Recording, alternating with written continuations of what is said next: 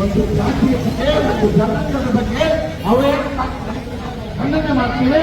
ಮುಂದಿನ ದಿನಗಳಲ್ಲಿ ಇಂಥ ಪ್ರಕರಣಗಳು ಪರಿಗಣಿಸಿದಂತೆ ಇವತ್ತು ಪೊಲೀಸ್ ಇಲಾಖೆ ಮತ್ತು ಇನ್ನಿತರ ಇಲಾಖೆಗಳು ಎಚ್ಚರ ವಹಿಸಬೇಕು ಅಂತ ನಾವು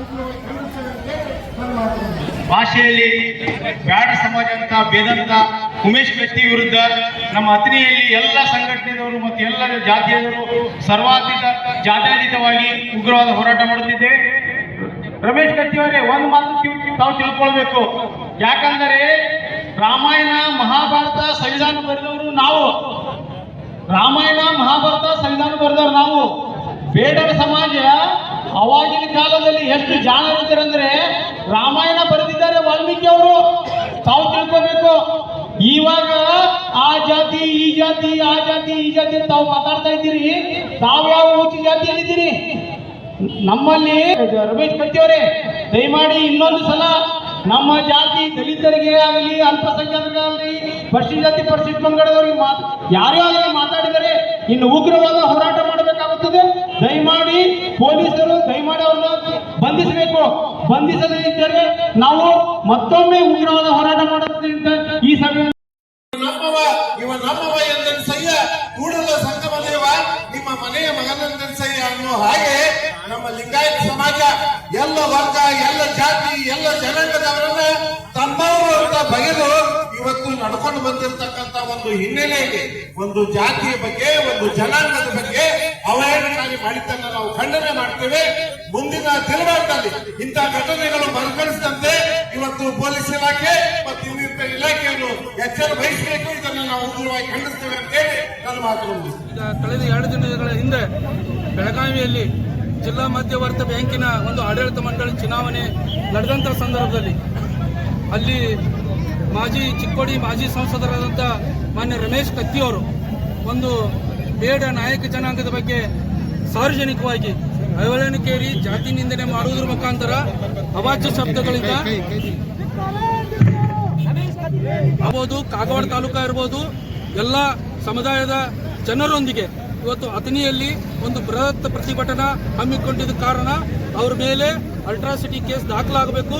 ಅವ್ರನ್ನ ಕೂಡಲೇ ರಾಜ್ಯ ಸರ್ಕಾರ ಬಂಧನಕ್ಕೊಳಪಡಿಸಬೇಕು. ಈಗಾಗಲೇ ರಾಜ್ಯದ 60-70 ಲಕ್ಷ ವಾಲ್ಮೀಕಿ ಸಮುದಾಯದವರಿಗೆ ಅವಮಾನ ಮಾಡಿದಂತಾಗಿದೆ. ಈ ಕುರಿತು ರಾಜ್ಯ ಸರ್ಕಾರ ಗಂಭೀರವಾಗಿ ಇದನ್ನ ಗೃಹ ಇಲಾಖೆ ಗಂಭೀರವಾಗಿ ಪರಿಗಣಿಸಿ ಅವ್ರ ಮೇಲೆ ಒಂದು ಜಾತಿ ನಿಂದನೆ ಕೇಸ್ ದಾಖಲು ಮಾಡಿ ಕೂಡಲೇ ಅವ್ರನ್ನ ಅರೆಸ್ಟ್ ಮಾಡಬೇಕು. ಒಂದು ವೇಳೆ ಅವ್ರನ್ನ ಅರೆಸ್ಟ್ ಮಾಡಲಿಲ್ಲ ಅಂದ್ರೆ ನಾವು ನಮ್ಮ ಸಮಾಜದ ಪ್ರಮುಖರ ಜೊತೆ ಚರ್ಚೆ ಮಾಡಿ ಇಡೀ ರಾಜ್ಯಾದ್ಯಂತ ಬೆಂಗಳೂರು ಇರ್ಬೋದು, ರಾಜ್ಯದ ಎಲ್ಲ ಜಿಲ್ಲೆಗಳು ಇರ್ಬೋದು, ಅವ್ರನ್ನ ಪ್ರೊಟೆಕ್ಟ್ ಮಾಡೋದ್ರ ಮುಖಾಂತರ ಅವ್ರನ್ನ ಗೆರಾವ್ ಹಾಕೋದ್ರ ಮುಖಾಂತರ ಅವ್ರನ್ನ ನಾವು ಉಗ್ರವಾದ ಒಂದು ಹೋರಾಟ ಮಾಡ್ತೀವಿ ಅಂತೇಳಿ ನಾವು ತಮ್ಮ ಮುಖಾಂತರ ನಾವು ರಾಜ್ಯ ಸರ್ಕಾರಕ್ಕೆ ಒಂದು ಆಗ್ರಹಿಸ್ತೀವಿ. Okay sir, thank you. ಬೆಳಗಾವಿಯಲ್ಲಿ ನಡೆದ ಬೆಳಗಾವಿ ಜಿಲ್ಲಾ ಮಧ್ಯವರ್ತಿ ಬ್ಯಾಂಕಿನ ಆಡಳಿತ ಮಂಡಳಿ ಚುನಾವಣೆ ಸಂದರ್ಭದಲ್ಲಿ ಚಿಕ್ಕೋಡಿ ಲೋಕಸಭಾ ಕ್ಷೇತ್ರದ ಮಾಜಿ ಸಂಸದರಾದ ಸನ್ಮಾನ್ಯ ರಮೇಶ್ ಕತ್ತಿ ಅವರು ಸಮಸ್ತ ವಾಲ್ಮೀಕಿ ಬೇಡರ ಸಮುದಾಯದ ಬಗ್ಗೆ ಅವಹೇಳನಕಾರಿಯಾಗಿ ಜಾತಿ ನಿಂದನೆ ಮಾಡಿ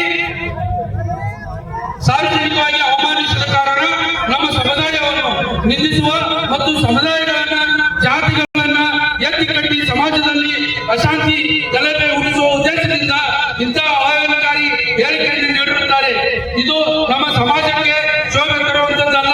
ಆದ್ದರಿಂದ ಸದರಿ ಅವರ ಮೇಲೆ ಕಠಿಣ ಕಾನೂನು ಕ್ರಮ ಮತ್ತು ಅಲ್ಟ್ರಾಸಿಟಿ ಕೇಸನ್ನ ದಾಖಲಿಸಿ ಸಮಾಜದ ನೀಳಮಟ್ಟದಾಗಿ ಹೇಳಿಕೆ ನೀಡುವುದನ್ನು ನಿಲ್ಲಿಸುವಂತಾಗಬೇಕು ಮತ್ತು ಅವರ ಮೇಲೆ ಕಠಿಣ ಕ್ರಮ ಕೈಗೊಳ್ಳಬೇಕು ಮತ್ತು ಅಲ್ಟ್ರಾಸಿಟಿ ಕೇಸನ್ನ ದಾಖಲಿಸಬೇಕಂತೇಳಿ ಸಮಸ್ತ ಅಥಣಿ ತಾಲೂಕು ವಾಲ್ಮೀಕಿ ಜನಾಂಗದ ಪರವಾಗಿ ಮತ್ತು ಅನ್ಯ ಧರ್ಮದ ನಮ್ಮ ಸಹೋದರರ ಪರವಾಗಿ ನಾನು ಮಾನ್ಯ ತಹಸೀಲ್ದಾರರಿಗೆ ಒಂದು ಮನವಿಯನ್ನ ಕೊಡ್ತಾ ಇದ್ದೀನಿ.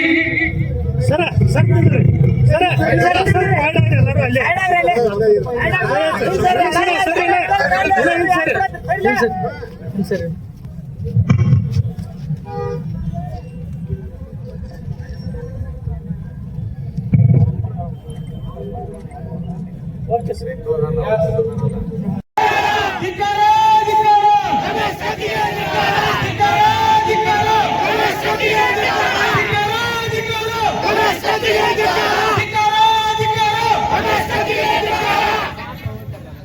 ಎಲ್ಲರೂ ಶಾಂತತೆಯನ್ನು ಕಾಪಾಡಿ ತಮ್ಮ ಊರಿಗೆ ತೆರಳಬೇಕು.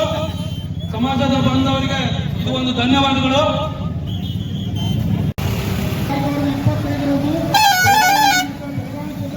ಮಧ್ಯವರ್ತಿ ಬ್ಯಾಂಕಿನ ಆಡಳಿತ ಮಂಡಳಿ ಅವರ